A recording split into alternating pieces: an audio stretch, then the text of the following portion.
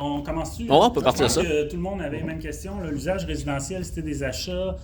C'est une résolution qui a passé très, très vite. Là. Fait que moi, il faut que j'écrive 500 mots là-dessus. Non, ça va, je peux te le résumer. S'il vous plaît.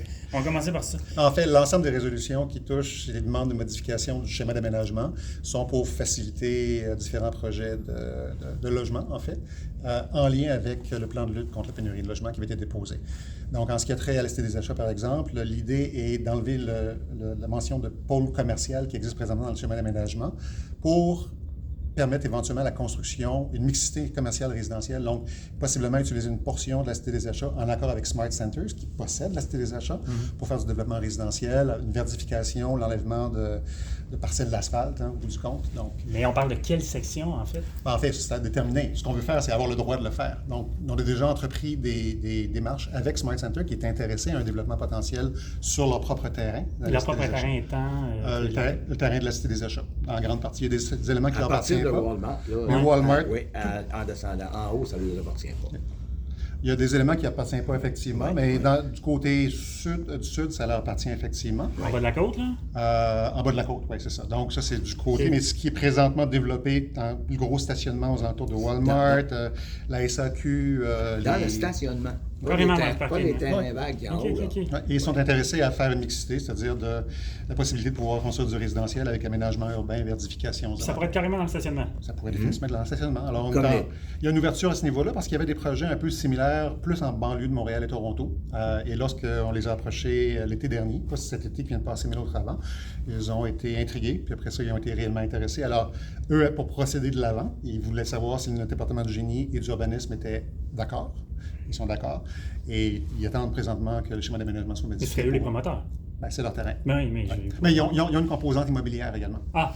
Donc, ils pourraient faire du développement résidentiel. Puis un potentiel de combien de portes, là? On ne sait pas encore. C'est encore trop tôt. Pour qu'on puisse continuer le travail, il faut qu'on puisse savoir qu'on aura l'autorisation de le faire, la permission. Et pour ça, ça prend la modification du schéma. Ça, c'est de la densification, ça? Ça serait assez dense. Puis je vous dirais à proximité de Lucar. Ça va être des terrains qui, étant donné que c'est quand même dans le centre commercial, industriel, ce ne sera pas des terrains ou des unités qui seraient... Pas des maisons unifamiliales, là. Ben non, ça va définitivement être des blocs appartements, c'est clair. Et ça sera, comme ça va être relativement dense, ça ne sera pas nécessairement les plus dispendieux. Donc, il faut compter que c'est à proximité aussi du lave-école, à proximité de la maison des aînés, donc il y a beaucoup d'avantages. Tous les services sont là, pistes cyclables, infrastructures, transport en commun. Comme le marché central, comme à Brossard, là, la grosse le 10-30. Exactement. Il y a le 10-30 de Rimouski, on l'a Puis la demande de la MRC aussi, elle propose la permission de faire des mini-maisons, est-ce que j'ai compris? Des unités d'habitation détachées. Ce qu'on appelle des mini-maisons, moi je les vois plus comme des développements comme on a à Sherbrooke, il y a des quartiers de mini-maisons. Ce que les gens appellent souvent des mini-maisons, c'est en fait un logement secondaire sur le même lot qu'un logement principal. Ce que présentement, on n'a pas le droit de faire.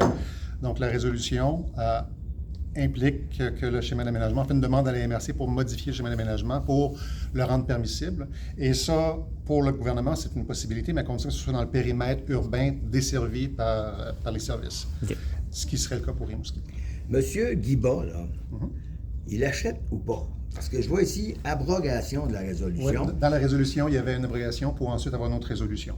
Donc, c'est une modification de résolution. Partie du lot. Donc, j'ai compris qu'il achetait. Oui, il achète. Mais l'abrogation était de la résolution pour la remplacer par une autre résolution d'achat. Résolution 554-2022. Il y a eu deux résolutions. Il y a eu, lui, là, il y a eu un délai, là. Oui. Non, mais comme je te dis, on a abrogé une résolution, puis on en a adopté une autre pour la remplacer. OK, mais pas là. Il y a toujours un achat. J'ai le texte, je peux te le montrer. Mais qu'est-ce qu'il veut construire dans le parc industriel? C'était, je crois, si je me souviens bien, c'était des mini-entrepôts. Mais c'était pas un autre? C'était confirmé. Mon Dieu Seigneur. Non, il va rien de ça. Oui, mais je pense que c'était le dernier projet qu'on avait devant nous autres. Eh bien. Guy, il y a une madame qui a posé une question tantôt qui m'a fait penser à ça. Elle disait que la ville pourrait acheter des terrains de golf. Là. On s'entend qu'ils ne sont pas tous à vendre, mais il y a un terrain de golf à Val-Neigette qui serait peut-être la ville intéressée à acheter ça. Pas ce point-ci. C'est lorsqu'on prend une décision comme celle-là, on la prend en considération de divers éléments. Commencer à faire des projets d'acquisition de clubs de golf qui sont à vendre présentement pour un usage de golf. C'est pas quelque chose qui est étudié présentement. OK. Il y a un terrain je sais pas son numéro de lot, c'est 6 millions quelque chose là, à côté de Harley-Davidson. Tu sais, entre Harley-Davidson puis la côte. Est-ce que vous avez eu une promesse d'achat sur ce terrain-là récemment? On n'a pas de développement de ce côté-là. Mais avez-vous une promesse d'achat? Non, comme je disais, on n'a pas de développement, donc on n'a pas eu de promesse d'achat ou quoi que ce soit. OK. Ah, un terrain. Hein? Je ne sais pas de quel terrain tu veux parler, mais j'essaie de l'imaginer. Oui, vous savez de quel terrain. Il y en a deux, même. Il y en a un qui a été redivisé. Ah? Mais non, quoi qu'il en soit, il n'y a pas de développement. J'ai vu comme tout le monde ce qui a été publié, mais non. Donc, c'est pas vrai? Ben écoute, si c'est vrai, ça n'a pas passé au niveau de la ville, parce que j'ai pas de développement. Est-ce qu'il y a une entente avec la ville? Est-ce que le maire sera au courant? Ben oui, c'est certain que je serai au courant. Donc, il n'y a pas une promesse d'achat ou une entente? Non, c'est ce que je dis. OK. Guy, qu'est-ce que ça implique exactement, la modification du règlement sur l'agriculture urbaine? C'est juste une conformité avec... on s'est aperçu, ou la MRC s'est aperçu que notre règlement ne concordait pas avec ce qu'il y a dans le schéma d'aménagement. Alors, c'est juste une résolution pour nous assurer qu'on est effectivement conforme à tout point. D'accord. Le prêt des Jeux du Québec, c'est combien? Oh, oui. C'était 455 000 Mais c'est un prêt parce qu'ils attendent des subventions qui ne sont pas encore. Donc, c'est un problème plus de liquidité pour payer les fournisseurs présentement. Donc, on leur fournit le prêt en attendant qu'ils puissent obtenir les subventions et les sommes du gouvernement du Québec. Prêt avec intérêt ou? Non, c'est sans intérêt. Ah, On peut le faire comme c'est un organisme sans but lucratif. OK. Pour combien de temps? Ben, écoute, on va voir combien de temps que ça va prendre au gouvernement de pouvoir donner les sommes. Certaines sont prévues promis, pour... c'est les sommes. Ben, oui, c'est promis. C'est à la livraison, après préparation, au dépôt du rapport final, bilan, Mais tout ça, ça. c'est-tu prévu? De quoi? Les sommes? Non, mais je veux dire qu'on parle de quand même un truc de 450 000 pièces. Ben, c'est comme je vous dis, c'est une question de cash flow présentement. S'ils n'ont pas les liquidités pour pouvoir payer, les fournisseurs, eux, attendent. Alors, nous, pour nous assurer que ces fournisseurs-là puissent être payés, ben, on étant effectivement prêts. Non, mais c'était pas prévu au départ que la ville soit obligée d'être en arrière des Jeux du Québec pour 450 000 là. Ben là, c'est en arrière, mais c'est temporairement pour les aider à financer. C'est pas une dette que la ville rembourse au Jeux du Québec. C'est un prêt qu'on fait pour qu'ils puissent avoir les liquidités pour le faire. C'est un peu comme une marge de crédit que la ville offre pour l'instant. OK. Mais vous avez l'assurance que l'argent va rentrer à 100%? Il y a des sommes qui sont déjà prévues au niveau des subventions et l'organisation continue à travailler pour les obtenir rapidement. Oui, ça se pourrait-tu qu'il y ait des sommes aussi qui ne soient pas tout est possible. On a l'information qu'on a présentement, donc on se tient au courant de ce qui se passe. Je pense que le conseil d'administration est encore fonctionnel pour les Jeux du Québec, donc il y a sûrement des éléments qui vont faire en sorte que la ville va avoir son remboursement le plus vite possible ou être informée de ce qui se passe. Mais t'as pas juste fini là-dessus. Oui. Ça se pourrait-tu que la ville ne soit pas remboursée complètement? Ben, tout est possible. C'est une organisation au niveau des Jeux du Québec qui avait un budget. On nous a dit qu'il y aurait effectivement un surplus. On attend, il y a encore des factures à payer. Alors, dès qu'on aura toute l'information, on pourra faire un bilan. Surplus ou un déficit? Initialement, c'est un surplus, ce qu'on nous avait dit. Ah. Mais là, on ne connaît pas la situation tant que toutes les factures ne sont pas payées Toutes les présentement. subventions ne sont pas rentrées non plus. Effectivement. Donc, on va voir ce qui va se passer à la fin. Le groupe SCP Environnement, 51 000 pour des travaux au 244 Saint-Germain et au 333, c'est les deux terrains qui sont Pour convoités la par... résolution, excuse-moi.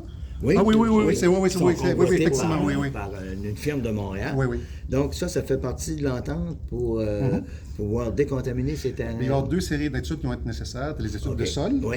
puis ça, la Ville va les assumer, mais on peut faire un contrat de gré à gré au niveau de la Ville, parce que de toute façon, c'est l'information qui va nous être utile par après, même si le projet... Oui, un acheteur de terrain. Effectivement. Là, Il y aura ensuite des études qui seront plus poussées au niveau géotechnique, et ça sera pris en charge par le groupe Angus. Bon, et l'autre, là, de 95 000 avec Xeox Imagerie, là, ça serait pour des données géospatiales, ça aurait-il rapport à la même affaire? Sinon, c'est plus pour la préparation, et ça, c'est en vue de la révision du plan d'urbanisme.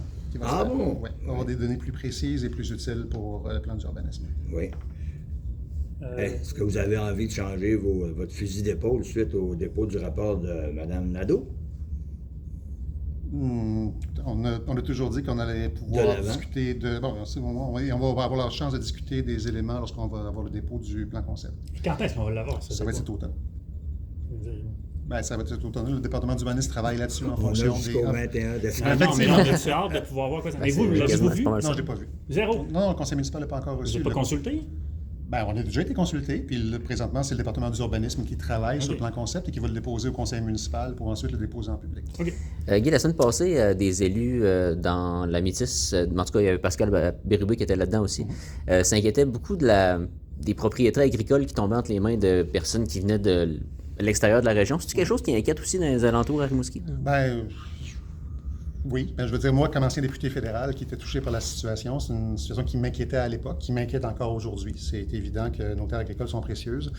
Et il y avait pendant un bon bout de temps un mouvement de spéculation dans la région qui perdure sûrement encore aujourd'hui. Alors oui, je pense qu'il y a raison d'être préoccupé. Tu sais, ça se pourrait-tu que, mettons, les différentes MRC se mettent en concertation pour voir le gouvernement du Québec à ce qu'il change son règlement de propriété de transaction? Parce qu'en fait, en ce moment, c'est illégal, tout ça. C'est ça le problème. Oui, je vous dirais que moi, j'ai pas de détails par rapport à ça. C'est peut-être Francis Saint-Pierre serait plus approprié pour en discuter si on parle du mouvement de la MRC. Oui, c'est vrai. Le mouvement ne viendrait pas des municipalités. Non, c'est ça. La solution pour l'itinérance, c'est pas supposé arriver bientôt, ça, avec le 6? Oui, en fait, pour l'itinérance, on a travaillé avec le CI3S sur une solution.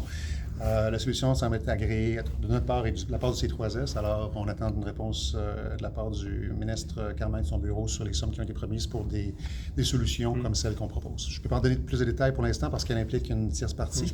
Mais pour l'instant, on en est à l'étape où on attend une réponse. Une demande a été formulée par le C3S à la suite de la proposition qui a été faite et on attend une réponse. C'est quoi la demande? Comme je l'ai dit, je ne peux pas aller dans les détails. Mais semble-t-il que le 6, là, ça ne les fait pas courir plus vite. Là, non, ça a été efficace. Oui, ça a été efficace. On a bien travaillé avec eux pour... depuis la cellule de crise où on a présenté la solution, puis le C3S a pris acte de la solution. Ils sont d'accord avec la solution qui est proposée. Et puis, la demande a été faite par rapport à cette solution-là. Parce que là, il commence à avoir des solides plaintes. On réalise. Mais nous, ça nous prend effectivement un engagement. Le ministre Carman et le gouvernement du Québec ont libéré des sommes pour régler cette problématique-là. Alors, moi, je m'attends à ce que l'Est du Québec, le Bas-Saint-Laurent et Rimouski aient sa juste part pour régler la situation. Je pense qu'on s'entend pour dire que dans le Bas-Saint-Laurent, c'est Rimouski qui est vraiment l'endroit où la situation est la plus aiguë. Mais avez-vous une date butoir? Non, je n'ai pas de date butoir pour l'instant. On va avoir une réponse, mais on s'entend à ce que ce soit très, très rapide. C'est ça. Ça va être la saison plus que la date. On a une solution qui est ficelée, clé en main présentement. Alors, je pense que ça devrait être assez rapide. Oui. Oui.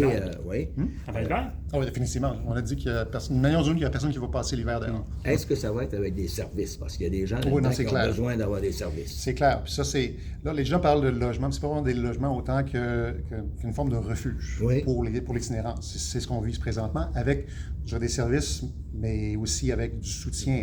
On parle du personnel, c'est ça, du personnel. C'est un bâtiment qui est ciblé, j'imagine? Oui, effectivement. Un bâtiment qui n'est pas utilisé actuellement, quoi? Non, mais j'imagine. Un bâtiment qui serait libéré pour cette fonction-là.